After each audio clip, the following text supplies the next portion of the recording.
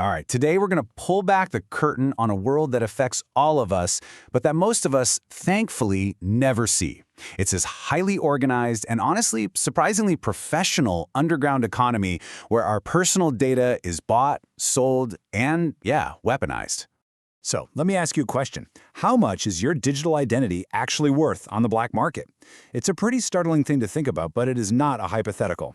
In this hidden economy, pretty much every piece of your digital life has a price tag. So what is it? Well, the answer might surprise you. It's both less than you'd think and a whole lot more. A social security number? It can go for as little as $1.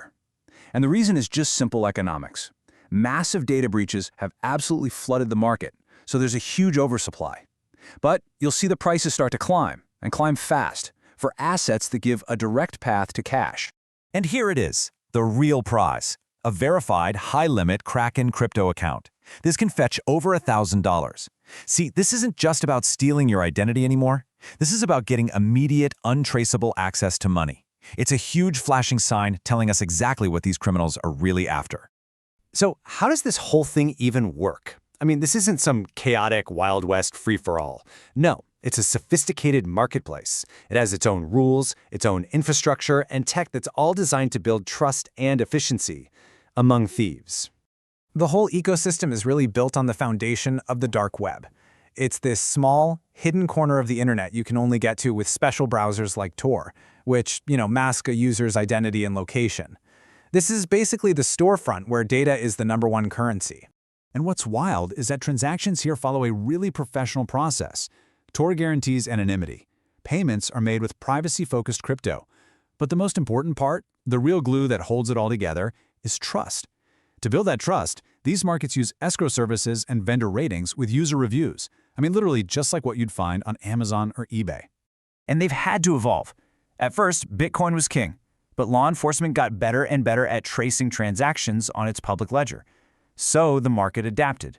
The smarter criminals have all moved over to privacy coins like Monero. Its transactions are obscured, making them almost impossible to trace. It's just a constant cat-and-mouse game. But there's another, much more powerful layer to this economy. It's not just about selling your individual Netflix password. We're moving up the supply chain now, to the specialists who deal in something way bigger: wholesale access to entire corporate networks. They are called Initial Access Brokers, or IABs, and you should just think of them as the wholesalers of the cybercrime world. Their entire business model is to break into company networks, package up that access, and then sell it to the highest bidder, which is usually a ransomware gang. And we're not just talking about selling a single password. No way. They are selling the absolute keys to the kingdom. Verified VPN credentials, footholds already set up by malware, even full domain admin access. That can give a buyer total control over a company's entire digital world. And this right here explains exactly why these IABs are such a game changer. They create a division of labor. Ransomware groups can now just outsource the really hard, time-consuming part of breaking in. It lets them focus purely on deploying their ransomware and collecting the ransom. It just makes the whole criminal operation way more efficient. But all that efficiency, it comes at a cost. And this is the part where this abstract digital marketplace crashes into the real world, with consequences that are often, well, catastrophic. Let's just look at the Change Healthcare breach from February 2024. It all started with one single compromised credential. It got them into a server that didn't have multi-factor authentication, exactly the kind of thing an IAB sells. The attackers then spent 9 days, moving silently through the network, learning the systems before stealing 6 terabytes of data and essentially shutting down a huge part of the US healthcare system. The impact was just historic. And look, this was not a one-off thing, not even close. According to Verizon's latest big report on data breaches, stolen credentials, the main product in this underground economy, are a factor in 22% of all data breaches. Think about that. Nearly 1 in every 4 major breaches is being fueled directly by this marketplace. Okay, so this all sounds pretty bleak, right? But this isn't a one-sided story. As sophisticated as this whole criminal economy has become, there is a global, coordinated fight to take it apart piece by piece. Because here's the thing, for all its clever tech, this whole ecosystem has vulnerabilities. And a lot of them are human.